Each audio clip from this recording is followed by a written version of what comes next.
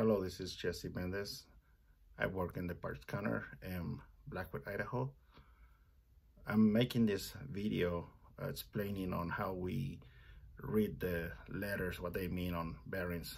Pretty much the basics on what the bearings are telling us or how to help us identify them or what it means.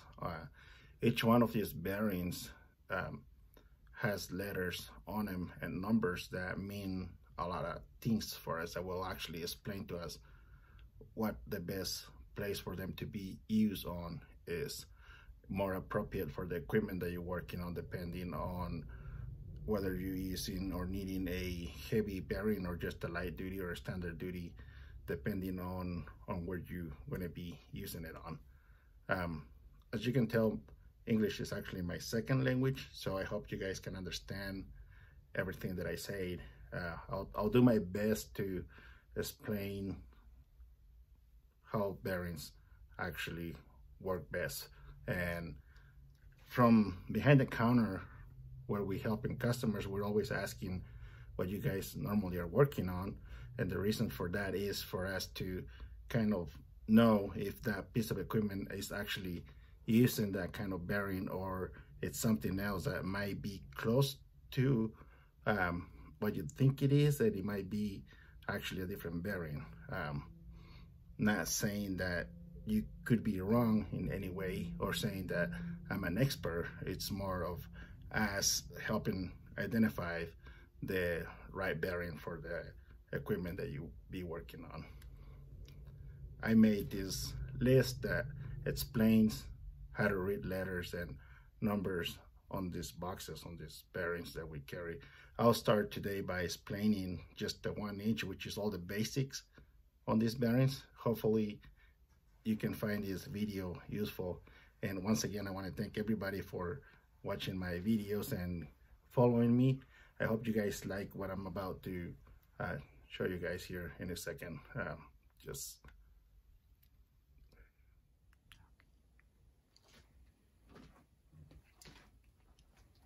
So this is a board that I made explaining what the letters mean on a bearing. Like I said, we're working on a 1 inch bearing today, just a basic, and I'll try to make this as short as I can. Last one I made, it took me about 24 minutes and it was pretty long. Anyways, any bearing that has letters on it, just like this insert, this one starts with the GRA 100 RRB, which the first letter is always telling you that's a greasable bearing. And then if it doesn't have the G, but it has the R, just the R itself and not G, it means it's a non-greasable. And then the numbers in here is telling you that's a 1 inch. The letters on the end, if it ends with a B, it means the outside is round, just like this image right here. And if it says an R on the end, that means it's flat on the outside, which is a press bearing. For most of them are press bearings, flats. Any bearings that starts with the Y, it's a 2-set screw black color. It's a 1-piece unit. If it starts with the G and it says GYA and it has the rest of these numbers on it, it means it's a 1 inch bearing still. It's a greasable with a 2-set color screw on it. If it has just a Y but no G, it's the same thing, but it's just non-greasable. All 1 inch bearings, it's 1 inch ID, and the LD will be 52 millimeter no matter what. When you're looking for a flange, like a galvanized flange, as long as you find a 52 millimeter and the right bolt pattern, it will work on it. This is other numbers that I found that will relate and help on other brands. This is off the ITIKI list. 201, it's a 1/2 inch bearing. 202, it's a 5/8. 204, it's a 3/4, and 205, it's a 1 inch. Now, this is a 206, and it's used on 1 inch and 1/8, inch and 3/16, and inch and 1/4 small. The hard part about explaining inch and 1/4 is on inch and 1/4, they actually make a large and a small bearing, which is also a 207. And on the next video, I'm going to get more into that to explain how many bearings they made on large and small, and that makes it kind of complicated. But once I show you guys how to identify them, it would make sense for you guys, and it would be pretty easy to identify, so that should help you guys figure out what you're actually working with. So this will actually show you how many options on just 1-inch insert there are. And I'm actually missing one bearing in here because there's one that I couldn't find on our shelves. We were out, but this is how many options you got on 1-inch bearing, just on 1-inch. And so that's why we ask so many questions, and it's sometimes it's hard to understand what you actually need, and that's mainly why we keep asking what you're going to use it on and stuff. I'm going to be turning this camera around to show you each one of them so you can understand and see what they look like and the reason that they are different from one and another. So 1 second and I'll show you. Hang on in there. So I'm back, and I think I'm ready to show you the difference in between each bearing here. This one is just a YA100 RRB. As you can tell, remember, letter Y and RR being flat on the outside. You can really tell how flat it is on the outside. And there's your 1-piece 2-set screw. These bearings are used as a press bearing on rollers like this one. This one, it's just a roller that goes on those pipes on truck beds. It's just a press bearing. It's pretty easy. You just press this out. You still got a good roller. You just replace that with a new one like this. Same thing. Next, we got this RA100 RR, which is the same flat outer, and the only difference is this one has an eccentric light color. Now, if you're wondering how come they make two different styles, and the reason is there's times that pieces of equipment don't have enough room for you to be working on an eccentric light color, so therefore they make that Y style, the 2-set screw, which is easier to work with, really. So this one is just a GYA 100 RRB. Same thing, 2-set screw. It's a greasable, and it's round on the outside. It's greasable. There's a G, there's a B. So the standard duty, pretty simple. And the reason I'm showing this brand of bearings is it's the brand that I carry, and it's the brand that I like to sell. These guys got really good products. I trust their bearings, and it's not that nobody told me to, you know, show up thinking. This is what I choose to, and this is what I'm really familiar with, and I really like working with them. This one is just a GRA 100 RRB, which is just a 1-inch greasable. There's the hole for the grease. It's an eccentric light color. It's pretty easy. Remember, if it doesn't have a Y, it would be an eccentric. If it has a G, it's a greasable. And if it has a B, it's around on the outside. So it's pretty simple. This bearing here it's another one. It's a 2-set screw. It's round on the outside. It has a B, and then there's your letter Y. So it's a 2-set screw. It's a 1-piece there. So non-greasable. There's no hole in it. So if you're wondering the difference in between a greasable bearing and a non-greasable, they're all identical. Same thing. It's just there's no hole on this one for the grease to go into it. If you ever happen to need one that's a greasable and all you have it's a non-greasable, it will work. And it's the same thing if you are on the situation the other way around. If you need a non-greasable and all you got is this, all you have to do is put silicone in here and it will work. You'll work on the housing. This one here, it's an RA100 RRB. What means is it's a non-greasable. Remember, there's no G, and the B on the end, it's still on you, that's round on the outside. So it's just a non-greasable 1-inch bearing with an eccentric light color. This one here is an extended race. KRRB, that's what that means. And the G always is greasable, so as you can tell, there's a hole right there. So it's pretty nice and easy. So this is a different brand. This is a pier bearing, and So the difference in between these two bearings is they're both heavy duty bearings. As you can tell, this one has the hole on the opposite side and this one has it on the other side. The reason they do that is they want you to buy their product so you don't buy another housing and interchange, and it will fit and it will work. It's just the hole for the grease won't line up, and that's the only difference. And you know, if you need to get by till you get the right bearing, that will keep you going, but I wouldn't recommend to keep it. This one is a 206. Remember I was showing you what the numbers were. So this is a 206. It's an 1.25" bearing, small.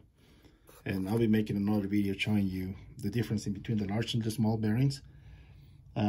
Here's a list that I print out.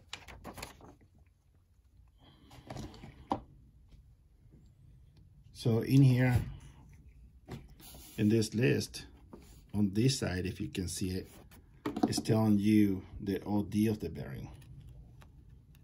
I don't know if you can see it. I think you can see the ODs. So as long as you know the ID and the OD of your bearing, we'll know exactly what you're working on, even if it's a small or a large. Here is telling you right here how the 1.25" large is 72 millimeter, but the 1.25" small is actually 62 millimeter. That's how you can tell the difference in between the large and the small bearing there. They also made a 2-inch in here. So the 2-inch small will be a 90 millimeter. So you guys can keep track of this list. It will help you a lot too. Here's a list of cone bearings. This is pretty basic. This is the most common bearings there is on cone bearings, normally used on hubs. On this side here is showing you the bore size on your spindle. So if your spindle it's a 1-inch, then more likely that should be the bearing that you're looking for. If it's an 1.25", which is really common, it would be this one here. That's a really common bearing, 67 or 48.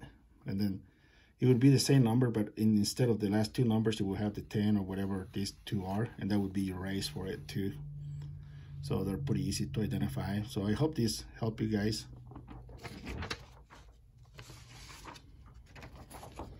Here's a picture of the inside of the bearings. So this is an extended race, and it has a double seal, which it's a better bearing, heavy duty. I just wanted to tell you guys that once you guys put too much grease on this and the grease starts coming out of the side here, then you pop that seal, and then that bearing it will work for a little bit, but it won't last long, because once you pop that seal, then it will be sucking in moisture. It will ruin your ball bearings in there and make it rust out and start falling apart on you. So I want to thank everybody for watching this video. I hope it was of use. I hope it was helpful. I want to apologize because it's my first time making a video, and as you can tell, I'm pretty nervous, so I hope you guys understand that. And feel free to call me if you ever need my help to identify bearings or help you with anything else that I can help you with. Just feel free to give us a call, and I'll do my best to help you guys out and see what we can do. I'll show you something else here. Remember, I was telling you that 1 inch is actually 52 millimeter. So that tells you right there, it's 52 millimeter. So as you can see, even if it's flat, if it's a press bearing, it's still the same. They're all the same, 52 millimeter. So keep that in mind, and it's not really difficult to identify them. Once you get the hang of it, it's pretty easy. So one more time, this is Jesse Mendez, and I hope this helped you guys. And apologize, like I said, it's the first time I ever make a video. So stay tuned and keep following me. I will be posting stuff like gearboxes and stuff like that, how to help you guys identify them and where they work and what they mean and everything else. So it will be pretty interesting, and I promise it will get better from here. Like I said, it's the first time, so maybe the next one it will be better. And I'm not a person that gives up pretty easy, so I'll keep trying till I get it. So hang in there. We'll see you soon. So as you can tell, I'm not really good at this. There's always a starting point, and I guess this is my starting point. So I hope you guys really like what I did. And it's probably not the best, but you know, I'll keep getting better and better as it goes. Hopefully you guys understand and help me out, keep going on this. I'm just doing this to help anybody that is willing to learn from it, and hopefully this was helpful in anywhere and in any way that I can. Feel free to call me and I'll be able to help you, even if you don't feel like you actually have to buy from me to talk to me and ask me questions about stuff. I can always answer my phone and help you guys figure out on what you're working on or whatever. If I have an answer, I'll do my best to help you guys. And feel free to leave a comment, and I hope you guys like it. Like and share, and I'll be creating more videos as it goes. I got pretty basic stuff right now, so we'll keep working on it. Help you identify. We'll be working on gearboxes and stuff like that, on how to identify pivots and what's the most common stuff on irrigation and everything else that I work with. I'll be sharing that on this video. So I hope you guys like it. One more time, thank you everybody for staying. I hope you guys didn't fall asleep. So thank you so much, and thanks for your guys' business and everybody else that's watching this. Thanks once again. My name is Jesse Mendez. See you soon.